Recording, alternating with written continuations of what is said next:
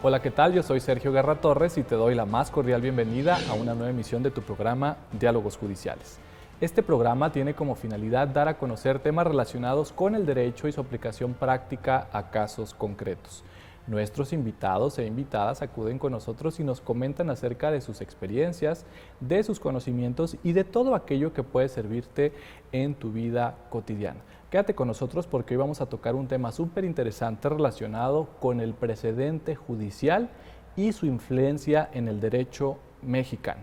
Te invito también para que nos sigas en redes sociales. Estamos como Poder Judicial de Nuevo León en Facebook, YouTube, en la plataforma X y en TikTok. También puedes consultar nuestra página de internet en www.pjnl.gov.mx. Allí encontrarás información relevante que diariamente las oficinas judiciales y administrativas tienen para ti. Lo puedes consultar, descargar y recuerda, es en forma gratuita. El Poder Judicial de Nuevo León te invita a ejercer tus derechos. En esta ocasión está con nosotros Carlos Gabuardi y para saber más sobre su trayectoria profesional y laboral, te invito a ver el siguiente video. Adelante. Doctor Carlos Gabuardi es licenciado en Derecho de la Universidad de Monterrey, obteniendo una maestría en Derecho por la Escuela de Derecho de la Universidad de Tulane, alcanzando el grado de doctor en Derecho por la misma universidad. Fue abogado del Departamento Legal del Banco Mundial, así como gerente legal corporativo y secretario suplente del Consejo de Administración del Grupo Gamesa. Profesor de Derecho en el Instituto Tecnológico y de Estudios Superiores de Monterrey y director del Departamento de Derecho en la Universidad de Monterrey, entre otros. Ha impartido cursos sobre el marco jurídico de la empresa, sociedades mercantiles, derecho comparado, derecho internacional público, derecho internacional privado y transacciones comerciales internacionales y arbitraje comercial. Actualmente es investigador honorario de la Facultad Libre de Derecho de Monterrey. Regresamos. Carlos, muchísimas gracias por estar aquí con nosotros. En realidad es un honor tenerte aquí para comentar el precedente judicial y su influencia en el derecho mexicano. Bienvenido. Sergio, muchas gracias por la invitación que aprecio y aprovecho la oportunidad para reconocer el importante esfuerzo que hace el Poder Judicial del Estado de Nuevo León para difundir la cultura jurídica, no solamente a través de este prestigioso programa que tú conduces, sino a través de radio y las plataformas que ofrecen las nuevas tecnologías, porque me parece que solamente a través de la difusión de la cultura y elevar la conciencia ciudadana podemos esperar que el nivel del debate en México aumente y con ello los mejores destinos de nuestro país. Así es, Carlos, realmente en internet, en diversas plataformas digitales, pues está todo, podemos encontrar con un solo clic información relevante, pero estos espacios precisamente están destinados para ubicar un tema en específico de derecho y pues sacarle provecho utilizando fuentes fidedignas desde luego y aspectos que van a servir a quienes nos escuchan en este momento. Entonces, para poner en contexto, Carlos, esta participación que vas a hacer durante este programa, me gustaría que nos explicaras en primer término cómo funciona el sistema judicial mexicano. Sí, cómo no. El sistema jurisdiccional mexicano funciona fundamentalmente, digamos, en dos divisiones y en varios niveles. Muy bien.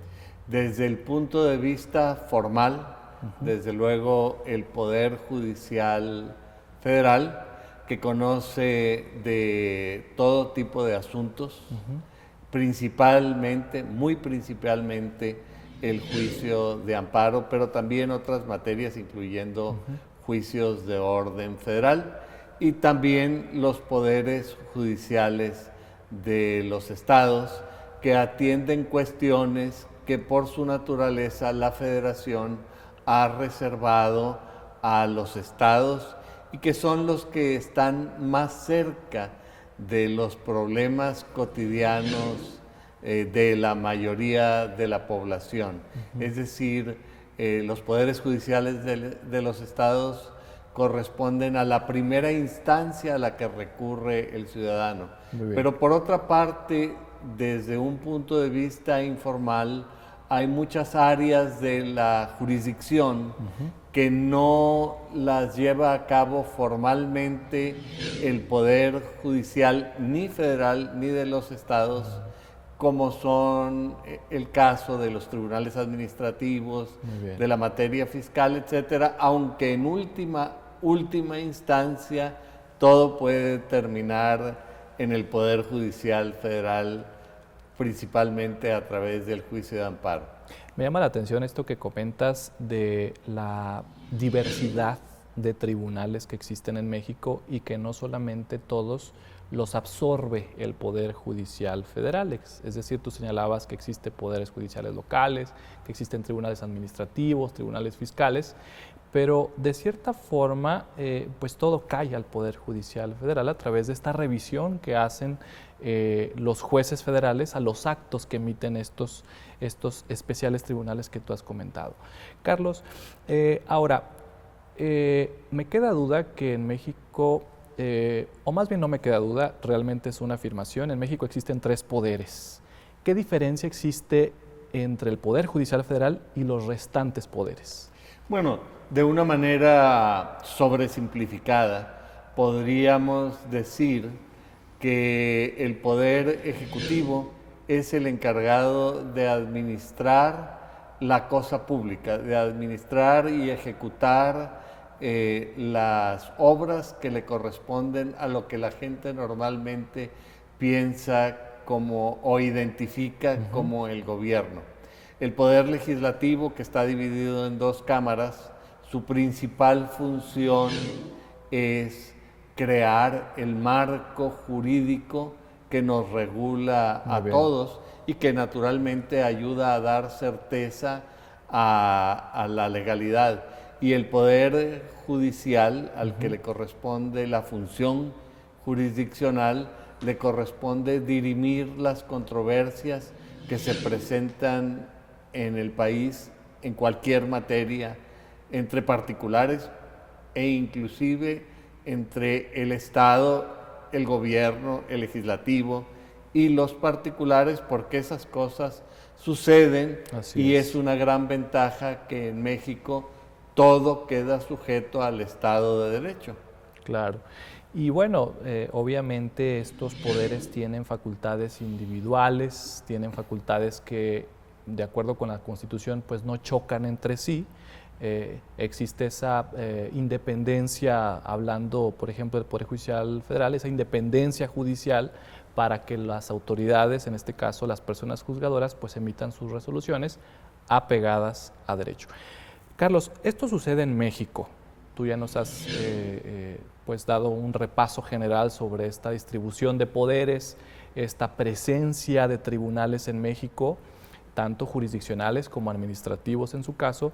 Pero para poner también en contexto a nuestro querido auditorio, ¿qué nos podrías decir acerca del sistema de justicia estadounidense? Bueno, el sistema de justicia estadounidense es reconocido por su seriedad y por su credibilidad. El sistema constitucional creado en los Estados Unidos es el primer sistema constitucional formal creado en el mundo y por lo tanto en el siglo XIX se convierte como el modelo a seguir.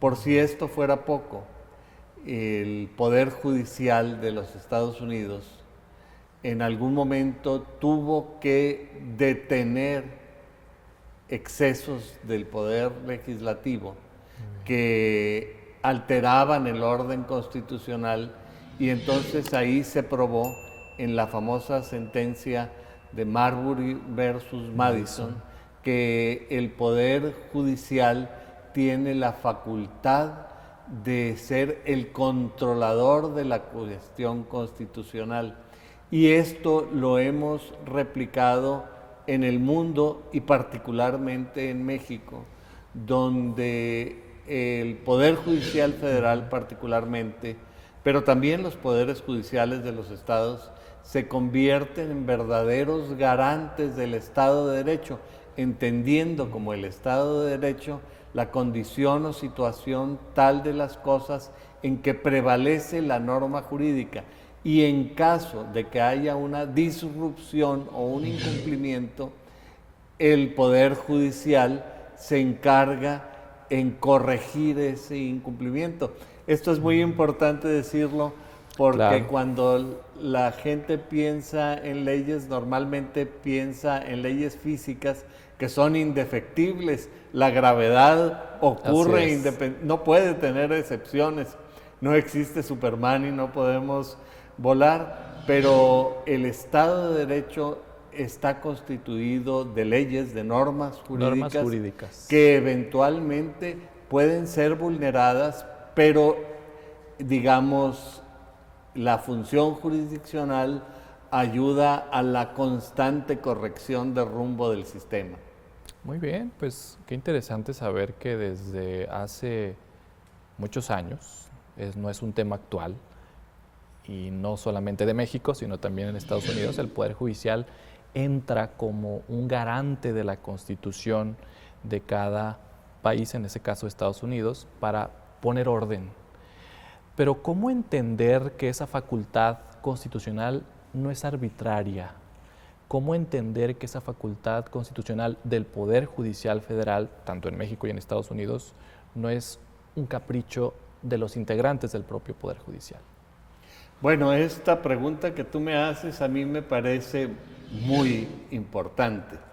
Y esto se refiere a las garantías constitucionales de la estricta observancia de la ley, que para los juzgadores aterriza particularmente, y para todas las autoridades en general, pero ahorita estamos hablando de la función jurisdiccional, aterriza en el deber jurídico de fundamentar y motivar sus decisiones. Así es. Que quiere decir que tienen que encontrar el numerito, el artículo específico de determinada ley que le da las facultades para hacer o no hacer tal cosa, y luego además tiene que justificar de manera racional y con una argumentación suficiente el por qué considera que esa disposición en la que se fundamenta resulta aplicable al caso concreto, porque la norma jurídica por su naturaleza es abstracta y los problemas que vivimos cada uno de nosotros en lo individual son bastante concretos. Así es. Definitivamente las autoridades en un Estado de Derecho deben hacer lo que la ley les faculta, es decir, no deben estar al margen de la ley. Bueno, los invitamos a que sigan con nosotros. Esto es Diálogos Judiciales. Vamos a una pausa comercial.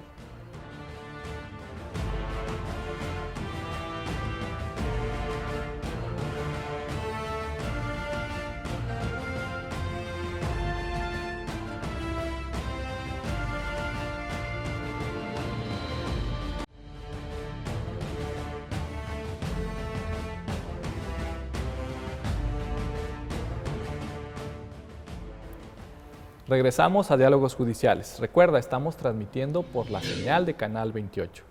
En esta ocasión estamos hablando sobre el precedente judicial y su influencia en el derecho mexicano. En el bloque anterior, nuestro invitado Carlos nos explicaba acerca del contexto particular en que se desenvuelve el sistema de justicia en México y esta diferencia que existe, por ejemplo, con el sistema estadounidense. Y bueno, Carlos, se ha dicho a través de diversos autores que los jueces y juezas hablan a través de sus sentencias, con las características que tú incluso señalabas en el bloque anterior, de motivar y fundamentar sus decisiones. Acercándonos al tema del precedente judicial y estando prácticamente de frente a él, ¿qué nos puedes decir acerca del precedente judicial. ¿Cómo podemos entender este término, este concepto? Mira, yo creo que la manera más sencilla de entender el concepto del precedente judicial se puede manifestar a través de la idea de que cada vez que hacemos una cosa debemos aprovechar los aprendizajes y las lecciones de aquellos que nos han precedido en las labores y trabajos que nosotros desarrollamos. Es decir, no es necesario reinventar la rueda en cada ocasión, pero esta situación de aprovechar los aprendizajes del pasado nos ayuda a tener cierta estabilidad y proyección respecto a cómo pueden suceder las cosas. Muy bien. Esto que viene del sentido común se ha aplicado en el ejercicio de la función jurisdiccional, Sí. dándole estabilidad y certeza al orden jurídico. Entonces, el precedente vendría a ser esas resoluciones que han dictado anteriores autoridades en donde se tocó un tema en específico y que ese tema en específico nos puede servir para resolverlo de la misma forma. Pero aquí me surge una pregunta. ¿El solo hecho de que se haya resuelto anteriormente quiere decir que está bien por cosa juzgada? O sea, que el método utilizado por la persona juzgadora es correcto. ¿Qué pasa con las nuevas reflexiones? ¿Lo permite el precedente judicial? Sí lo permite y es un tema de gran trascendencia lo que tú planteas, porque la idea de recurrir a las lecciones del pasado podría implicar erróneamente que el futuro está anclado en el pasado y que no existe la posibilidad de caminar hacia el futuro. Ahora, ¿dónde se ubica el precedente es la clave? En este sentido, a mí me parece muy importante, y creo que en alguna ocasión lo hemos conversado tú y yo, Sí. que la noción del precedente está íntimamente ligada a una técnica de cómo se deben redactar, enfocar y leer las sentencias judiciales. Claro. En este sentido, a mí me parece que es muy importante determinar que la resolución de una sentencia no es el precedente, porque una resolución es una norma jurídica individualizada que se refiere a un problema concreto con unas particularidades únicas e irrepetibles, porque cada persona somos únicas e irrepetibles y los problemas que tenemos también son únicos e irrepetibles. Y sobre todo el aspecto temporal El aspecto temporal y el aspecto circunstancial. Es decir, hay realmente el contexto. Puede haber analogías, puede haber semejanzas, pero realmente lo importante para determinar el precedente son cuáles son los puntos jurídicos que tú te planteas. Y esos eventualmente tienen un nivel de abstracción menor, aunque no llegan al nivel de abstracción de la norma jurídica. Eso es lo que constituye el precedente. Es decir, cuando a ti te plantean una pregunta, tú tienes que dar una respuesta. Esa respuesta es a la que en el derecho angloamericano se llama holding, y sobre eso es lo que se constituye el precedente, es decir, aquello que respondió la autoridad judicial en ejercicio de su jurisdicción. Ahora, para avanzar hay una técnica, que es la técnica de las diferenciaciones. Por ejemplo, No es lo mismo que tú te duermas al volante porque eres un irresponsable, porque venías borracho, a que porque hayas estado medicado y no sabías que tenías una medicación, Así es. porque te ataca una enfermedad de narcolepsia, etc. La situación de hecho es la misma, te dormiste al volante, pero Es el las resultado. circunstancias que lo explican son muy distintas, consecuentemente el resultado es distinto. De ahí que el juez tenga que estar muy sensible a distinguir estos elementos diferenciadores para evolucionar la norma concreta vinculada a ese conjunto de hechos. Así es, porque al final de cuentas, las personas juzgadoras toman en cuenta los hechos que son, abrevados por las partes. Claro. Es decir, y en consecuencia, atendiendo a la norma jurídica, a la ley, que también señalabas hace unos momentos, pues es con lo cual toma la decisión. Y esa respuesta que deriva de un ejercicio interpretativo y argumentativo muy sólido, pues es lo que tú señalas como holding, que es finalmente el precedente judicial que puede servir para resolver un caso similar atendiendo a los aspectos que lo hayan detonado, ¿verdad?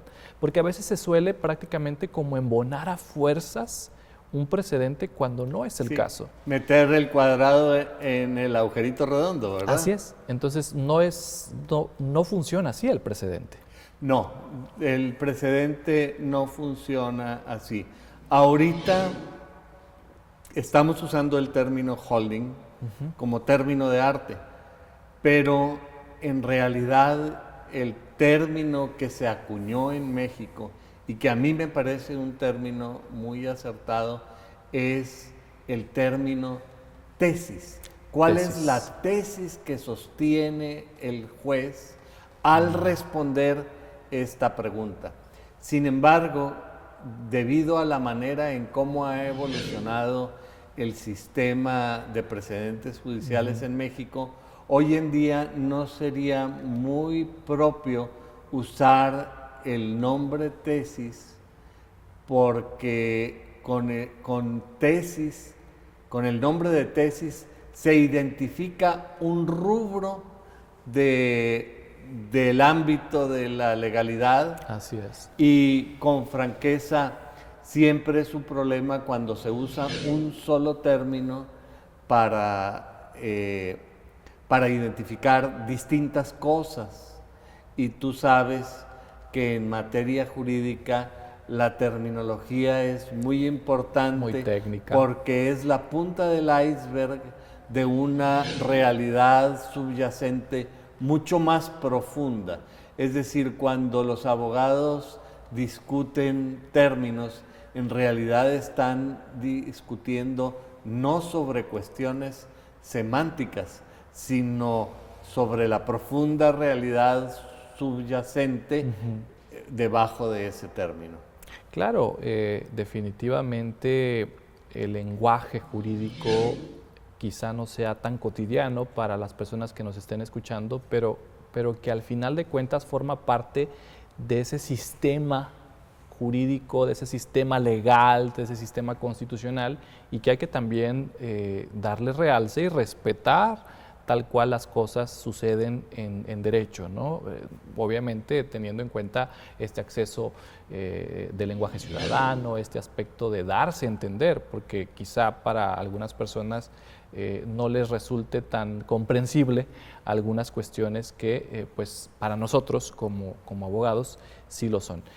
Y bueno, acercándonos a estos temas de legalidad, ¿qué nos puedes decir acerca de las novedades legislativas que se han presentado en México derivadas de estos temas del precedente judicial? Sí. Antes de entrar a las novedades legislativas, yo quisiera referirme a un tema que tú trataste y que me parece de suma importancia. Sí, claro. El derecho y la jurisdicción están muy cerca de la gente. Y las personas con frecuencia piensan que para entender el mundo del derecho, el mundo de la abogacía, el mundo de los tribunales, es suficiente saber leer y escribir, cuando en realidad esta es una disciplina con una cosmología propia, con una epistemología propia. Y este mismo fenómeno que ocurre en el derecho ocurre con otras disciplinas como la medicina. Que es muy delicado, por ejemplo. Que es muy delicado, ocurre con las ingenierías, ocurre con casi todas las ciencias. Yo diría, me atrevería a decir con todas las ciencias. Entonces, pensar que el hecho de que usamos el idioma para expresarnos y que nuestra herramienta de trabajo es el idioma, puede prestarse a gran confusión. Claro. Y es muy importante que la gente sepa que necesita a un abogado o a un consejero que lo introduzca a este mundo que es propio y diferente, ya que un error en el uso de un término te puede llevar a consecuencias verdaderamente catastróficas. Tú, Sí, claro. cuando estás con un médico, no necesariamente te das cuenta de esta situación, pero cuando tú sufres la pérdida de la patria potestad de un hijo, cuando pierdes un bien, cuando pierdes un derecho, cuando pierdes tu libertad, Así es. Entonces es una manera muy dura de aprender que no se trataba de un lenguaje ordinario con el que era suficiente saber leer y escribir. Así es que yo creo que es muy importante recurrir a los abogados, aunque se han dado pasos muy importantes por parte del Poder Judicial, y tú eres parte de esto, en donde los jueces ahora han tomado la modalidad de dictar versiones simplificadas de las sentencias para hacerlas más accesibles a los justiciables. Me parece muy importante. No sé si me excedí con la explicación porque quisiera entrar a los aspectos legislativos. Sí, claro, me parece súper interesante lo que comentas porque desde luego las personas que nos están escuchando quizá no les resulte tan ordinario lo que estamos comentando, pero al final forma parte de estos temas del derecho que a ustedes les puede servir para recuperar su patrimonio, para recuperar su libertad y para estar al tanto de esas relaciones familiares que se dan día a día. Carlos, dejamos para el siguiente bloque esta pregunta que te hice respecto a las novedades legislativas en el tema del precedente judicial. Quédense con nosotros, esto es Diálogos Judiciales.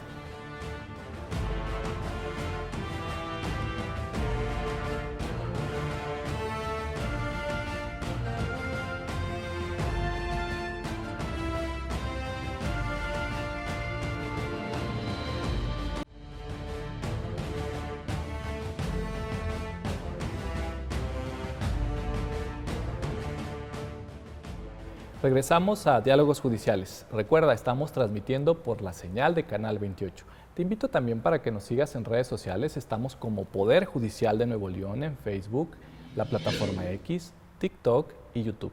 Nos puedes seguir de igual forma en Instagram y en la página de internet www.pjnl.gov.mx. Ahí encontrarás información relevante que diariamente las oficinas judiciales y administrativas tienen para ti. En esta ocasión, y continuando con este tema, el precedente judicial y su influencia en el sistema jurídico mexicano, pues está con nosotros Carlos Gabuardi y él nos ha prácticamente llevado de la mano para entenderlo. En principio, ese contexto general de lo que sucede en México con el sistema jurisdiccional. Y bueno, ahora, Carlos, estamos de frente con esto que tenemos ahora, esta legislación que tenemos ahora sobre el precedente judicial. ¿Qué nos puedes decir sobre los inicios de lo que finalmente el legislativo hizo? Mira, a mí me parece que es muy importante entender qué es lo que hizo el legislativo y entender cuál es su trascendencia. Y yo agregaría otro tema, que la vinculación ciudadana con estas realidades es muy importante, no solamente desde la perspectiva de tratar de resolver problemas concretos, aunque ayuda, sino también se desarrolla una conciencia ciudadana que es muy importante porque los destinos de México y de nuestro país dependen justamente de esa conciencia ciudadana.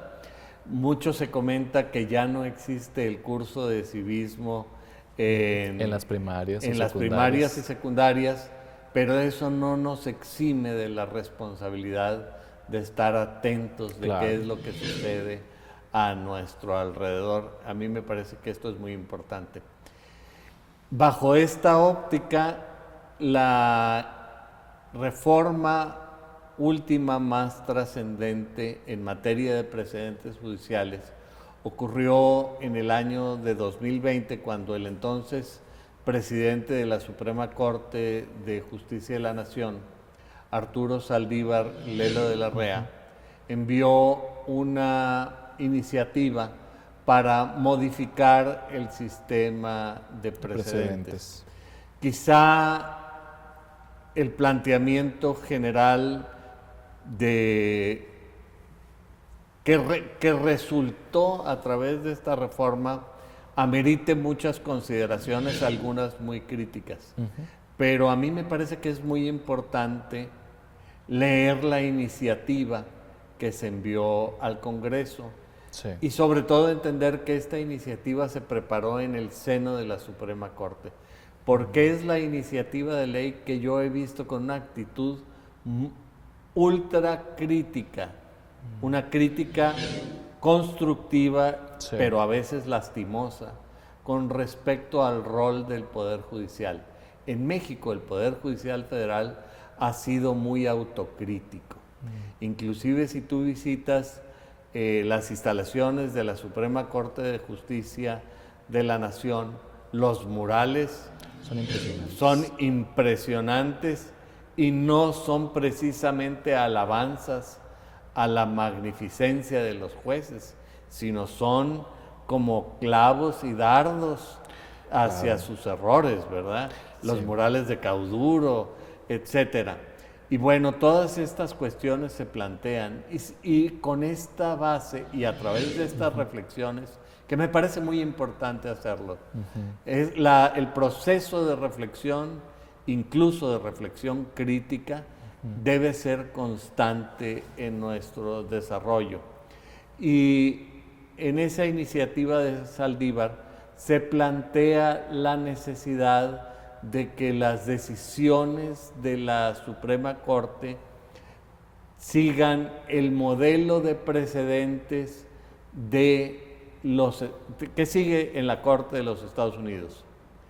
Ellos lo plantean como si fuera la última novedad, el último grito de la moda, pero no es así, porque el sistema de precedentes en México se incorporó oficialmente a mediados del siglo XIX, cuando era presidente de la Suprema Corte de Justicia de la Nación Benito Juárez, y cuando en la entonces hermana República de Yucatán, que sí era un país independiente, que fue un país independiente en varias ocasiones, se gestó la Ley de Amparo, que después México hizo suya y ahora la considera como el milagro mexicano. Como el milagro mexicano, cuando no es un milagro mexicano, es una institución extranjera que México adopta para sí. A partir de esto, creo que se establece por imitación extralógica o quizá por imitación consciente el sistema de precedentes, pero se aculturiza a la realidad mexicana. Esto no es un malinchismo. Cuando uno trata de mejorar sus propias instituciones, siempre voltea a ver aquellos que han logrado niveles de excelencia. Así es. Y los Estados Unidos era el modelo a seguir en muchos aspectos, creo que sigue siendo un modelo a seguir, pero también hay que ver los problemas que ellos tienen. Sobre todo su contexto político, su contexto económico, obviamente es distinto al mexicano. Pero Carlos, en este sentido, el sistema de precedentes no llegó en 2021. Ya veníamos transitando, como tú señalas, desde cuando era presidente Benito Juárez, con un sistema de precedentes. Entonces, exactamente, ¿qué se innovó a partir de 2020, con esta reforma de la que tú nos has hecho mención en estos momentos? Sí, el sistema de precedentes con el que había funcionado, con el que sigue funcionando el Poder Judicial Federal y que muchos estados de la República, incluyendo Nuevo León, han adoptado, es un sistema de precedente por reiteración.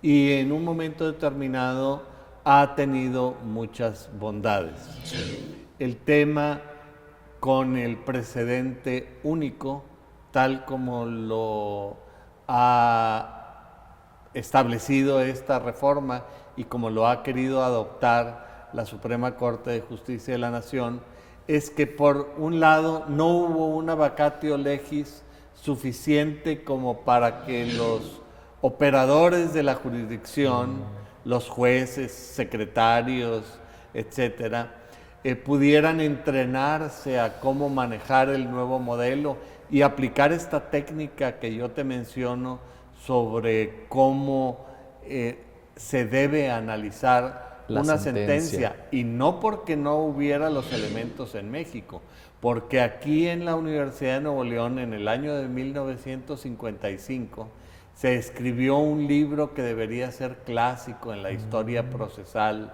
en el derecho procesal, que es la correlación entre la acción y la sentencia, por el profesor en ese entonces, magistrado de circuito en ese entonces, José Ramón Palacios Vargas, quien después llegara a ser ministro de la Suprema Corte de Justicia de la Nación.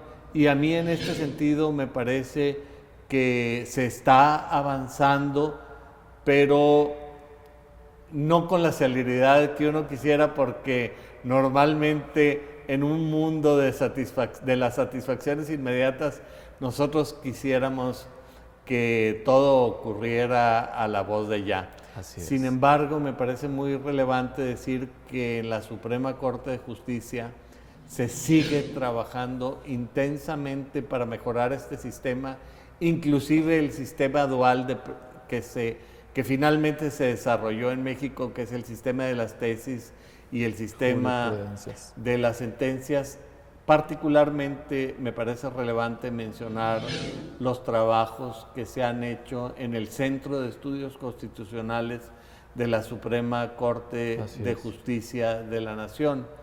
Entonces yo creo que vamos caminando bien, pero siempre hay que mantener una actitud crítica, siempre hay que ver las cosas que se pueden mejorar y hay que comentarlas, porque, bueno, a veces en la operación uno se vuelve ciego a esas deficiencias y todos tenemos una función, inclusive la academia y la doctrina debe apuntar, poner las banderillas donde haya que ponerlas, ¿no? Sí, claro, porque hay veces que no solamente como servidores públicos o ejerciendo cualquier profesión hacemos las cosas en automático.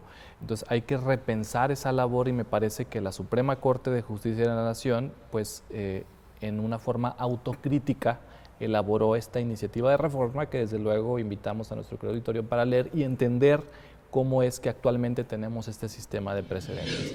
Y pareciera un contrasentido señalar que esta iniciativa de reforma surgió desde sede judicial y que en sede judicial todavía no estamos preparados.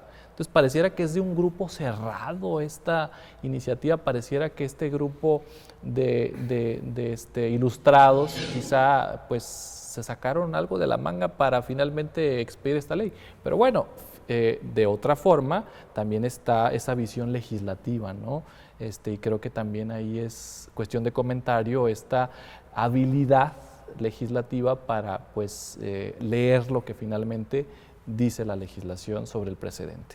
Bueno, yo me atrevería a decir, y tú me puedes dar la opinión en contrario, porque tú tienes la experiencia del operador de la jurisdicción, pero normalmente el que está metido por requerimientos laborales al 100% en la función jurisdiccional y por realidades de la vida al 150% de su capacidad, es muy difícil que se ponga a revisar, a pensar.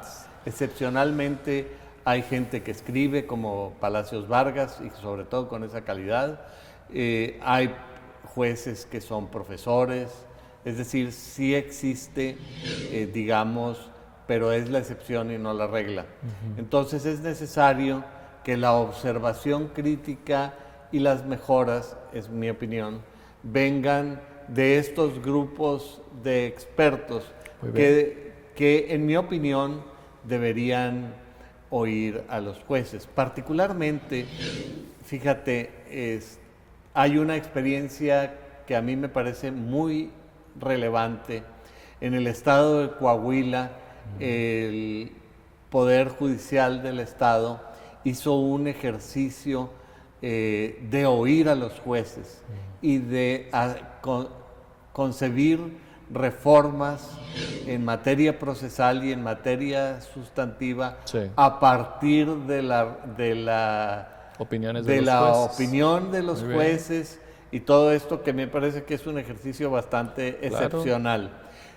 Sin embargo, se toparon con la problemática de la reforma constitucional que sacó de la esfera de influencia de los estados la materia procesal, y bueno, pues es una gran tristeza que como los diputados no habían ni siquiera leído las reformas que aprobaron, la Suprema Corte de Justicia les tuvo que decir, pues lo sentimos mucho, porque no sé si se acuerdan que hace 3 meses aprobaron una reforma en donde ustedes perdieron la facultad para hacer eso. A mí me parece que es muy importante fortalecer el federalismo y fortalecer el federalismo judicial y tomar la cosa constitucional más en serio.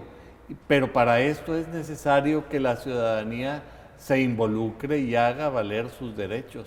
Así es, desde luego los tribunales en México están dispuestos para pues, recibir estas solicitudes que las personas diariamente tienen en su vida cotidiana. Bueno, Carlos, vamos a una pausa y regresamos para hablar sobre más temas del precedente judicial. Esto es Diálogos Judiciales, en un momento regresamos.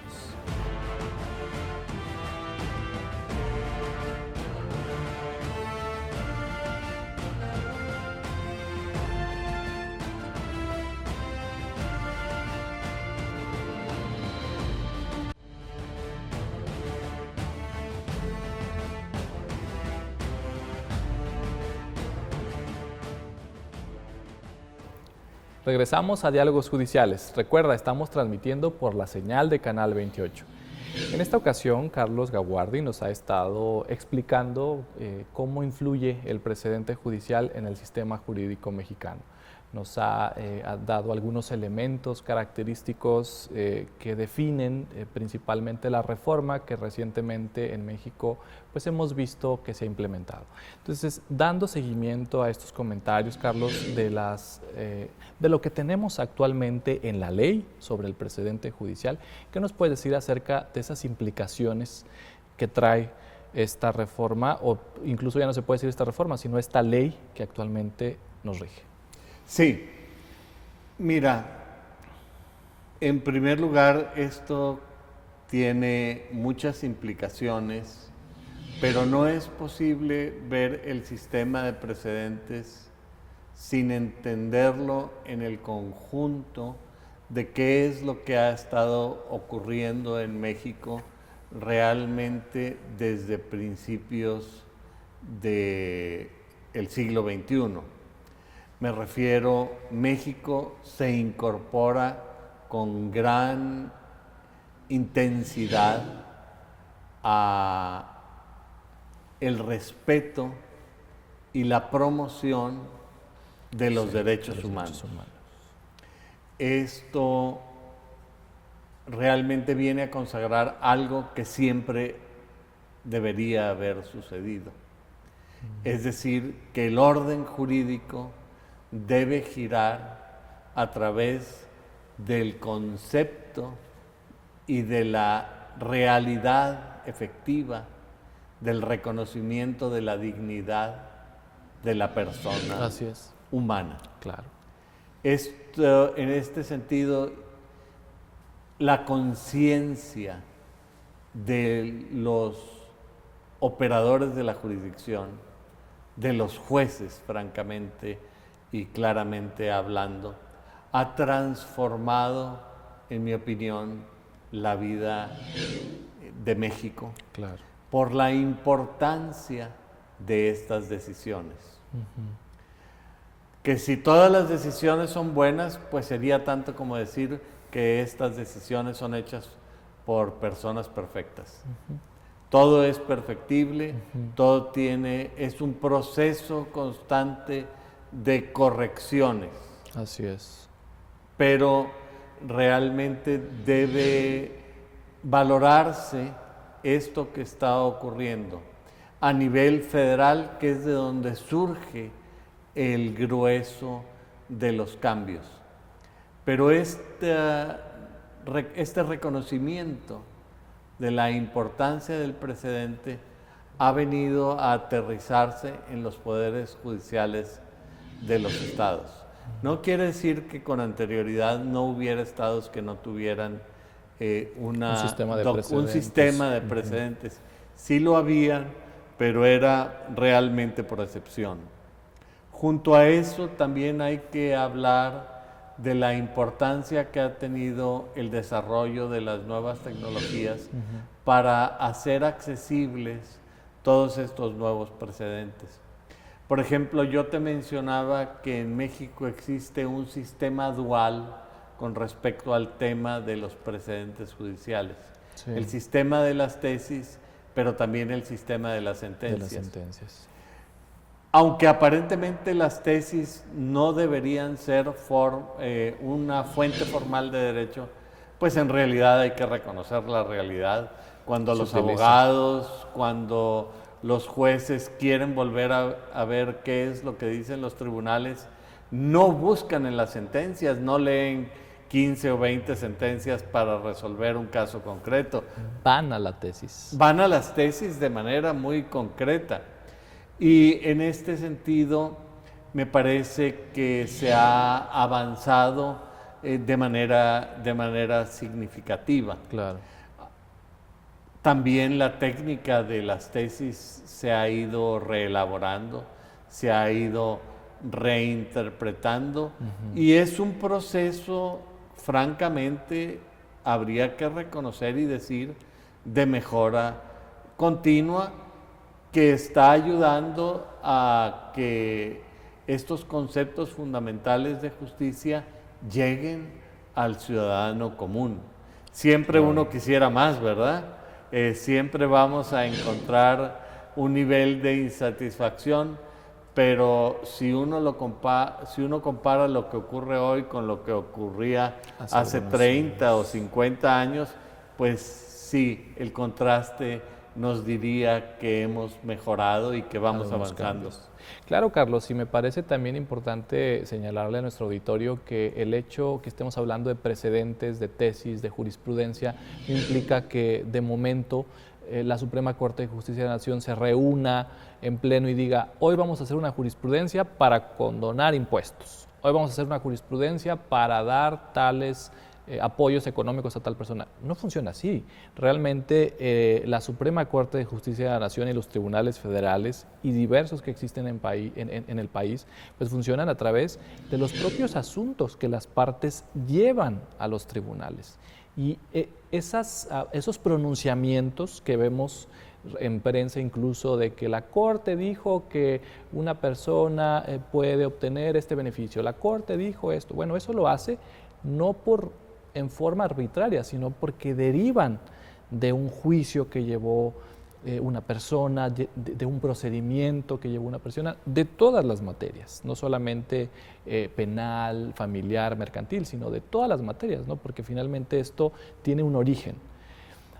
Caso contrario sucede con los legisladores, que ellos sí tienen esa labor que tú nos explicabas al inicio de este programa, de elaborar leyes que quizá vayan a un determinado punto.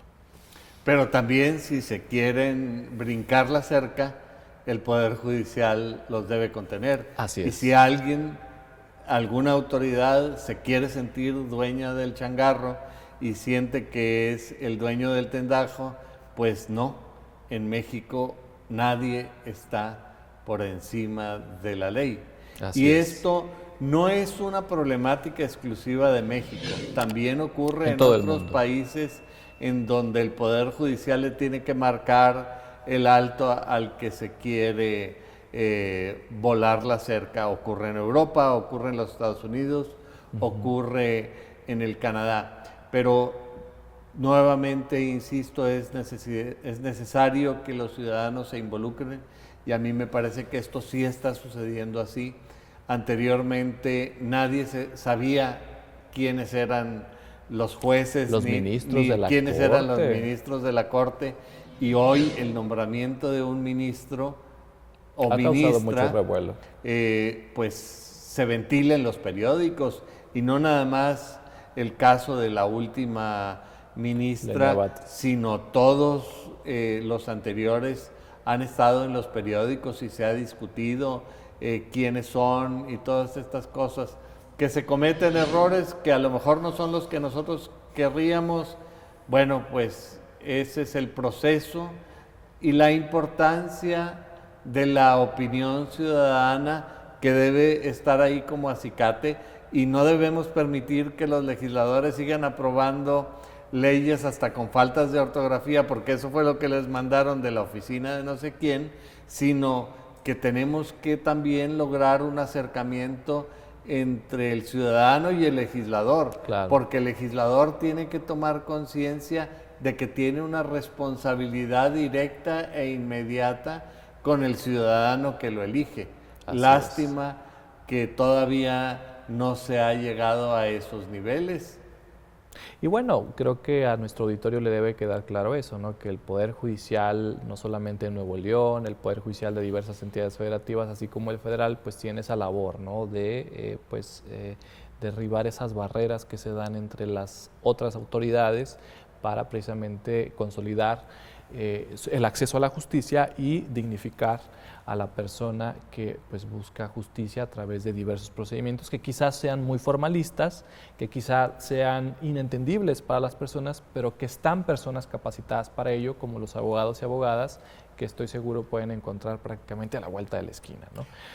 Tampoco entendemos cómo funciona un iPhone, bueno, pero lo usamos con mucha frecuencia. Este es el mismo caso, y hay que reconocer que, por ejemplo, en Nuevo León se ha avanzado también muchísimo en esto.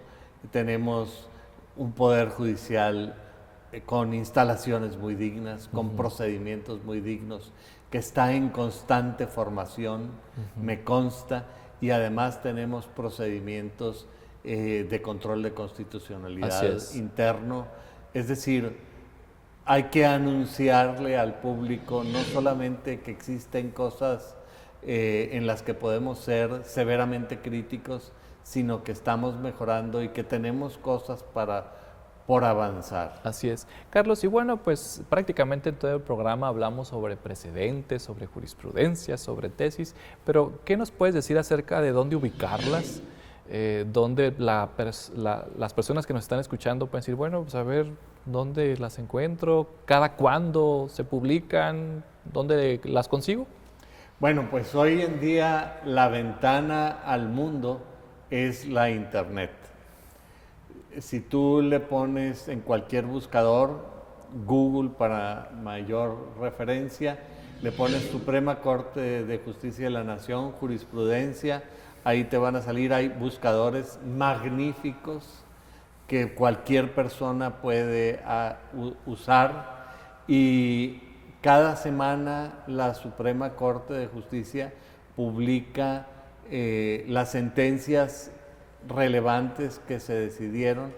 Por primera vez en la historia, gracias a Internet, el semanario es semanal y no aparecía nada más de vez en cuando.